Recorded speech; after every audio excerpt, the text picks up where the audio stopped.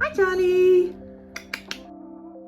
Hi everyone, today I have Charlie the Cockerpoo. This is my first time grooming him. His owners recently adopted him from a rescue. They don't know if he's had a groom before, so I really have no idea how he's going to behave. Let's see! I'm going to start with his nails. Some dogs have no tolerance for a nail clip after a bath and dry, so if that is the case with him, at least they're already done. So far, he is behaving absolutely amazing. He is just sat there, letting me hold his foot up, clip his nails without a care in the world. Charlie, what an absolute babe you are. He definitely deserves a treat for that. What a good boy. Righto, let's see how he does in the bath. So yeah, let's talk about Charlie's past and why he was in rescue. His owners have had him now for about 5 weeks, and he was a bit nervous at first, naturally, but he has settled down now and bonded really well with them. The rescue told them that he was surrendered to them as he was going to be a breeding dog, but then he didn't fit the criteria or something, even though they were the ones that bred him, so they gave him up to rescue.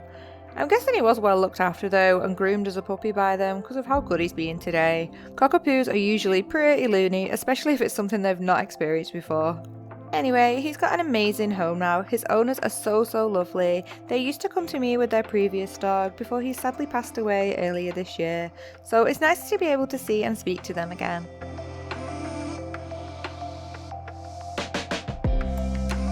Squeegee! All of the water. Charlie. Ah.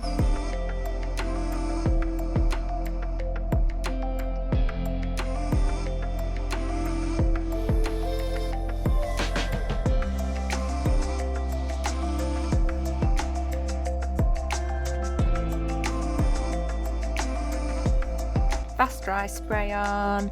It doesn't seem to work as well on curly coat dogs like as it does on other coat types, but it helps a bit. It apparently works by reducing the hair's affinity to hold water molecules so they get blasted off easier. And then because I use a towel on my table, that soaks up the water quicker, so it's just another way of speeding up the drying, which we know I like to do because most dogs don't particularly enjoy being dried, so the quicker it's done, the better.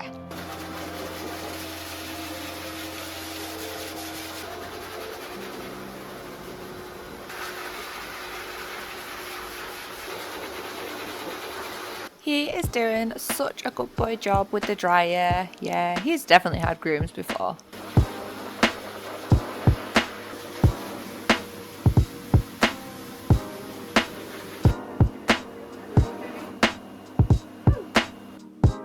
Drying his head now on low velocity. If you brush while drying, it helps separate the hairs and it helps it dry quicker.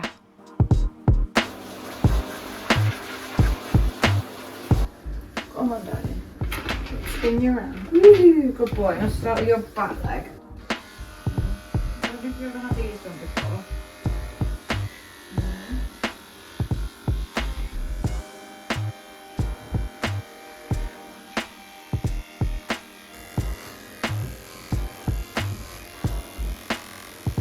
Oh, good boy you are. I don't know if you've ever had this done, mate.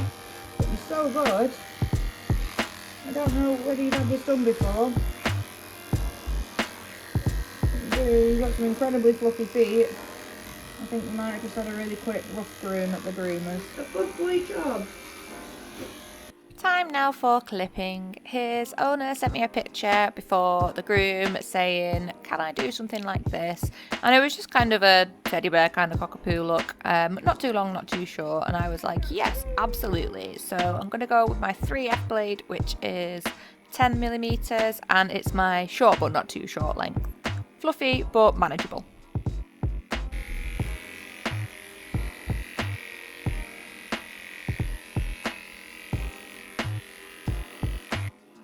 He's got that kind of cockapoo fur that goes in like every direction, so even when you clip in, it looks a bit messy, and I kind of think to myself like, what is going on here? But I just go over and over it and brush it and it looks good. Yeah. Why are you so good? Cockerpoos are normally 9ers. Yay! This is one of my favourite bits of grooming, doing the sides of them, watching all of the fur just slide off. Whee! So satisfying.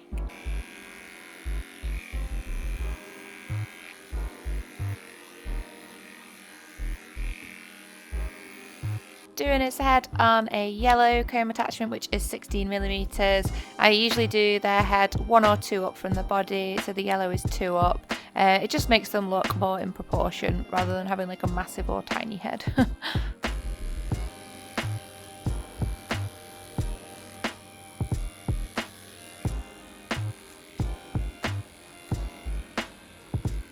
So his owners said, oh, do we have to shave the tail or can we keep it fluffy? I said, as long as it's not matted, we can do whatever you want with it. So we're keeping it fluffy. So I'm just going to snip the end off and then it's nice and fuzzy.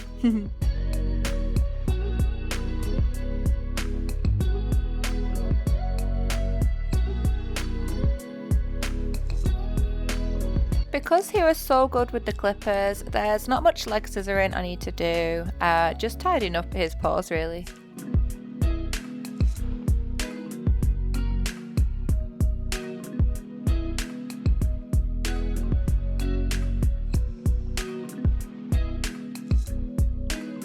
It's like most dogs are like, no.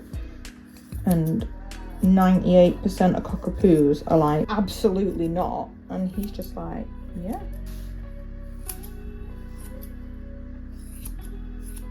So the majority of my scissors are sharp edge and they do as they say, they have very sharp edges. Sometimes when I'm testing the blades I end up slicing my own finger.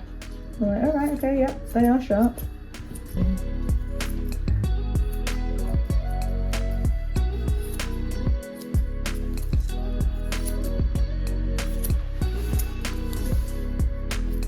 Alright, darling. Alright. Are we getting to the end of your... I don't know if I don't really want you to hold my leg. What is going on here? Perfect. Right.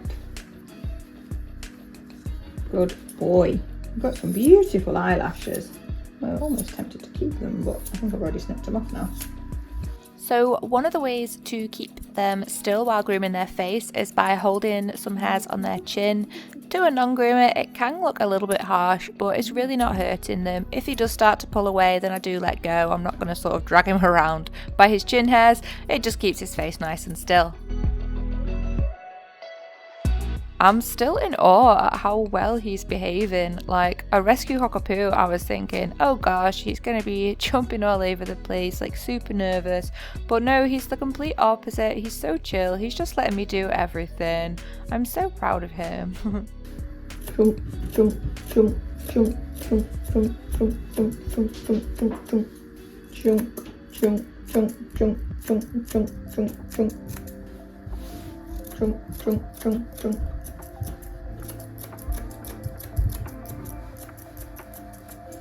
Don't mind me just chatting to myself while I'm grooming. Honestly, if I posted this without the audio over it, you'd laugh so much. Sometimes when I'm going through watching the video, I just sit and laugh at myself for things that I say.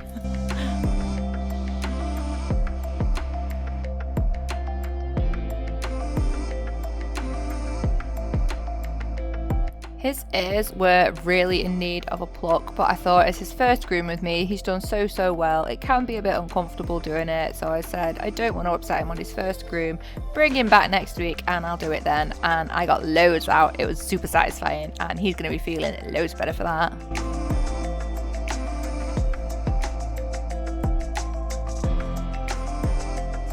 More treats for bestest boy. And that is Charlie all done. Don't forget to give me a thumbs up and subscribe. As always, thanks for watching. Bye for now.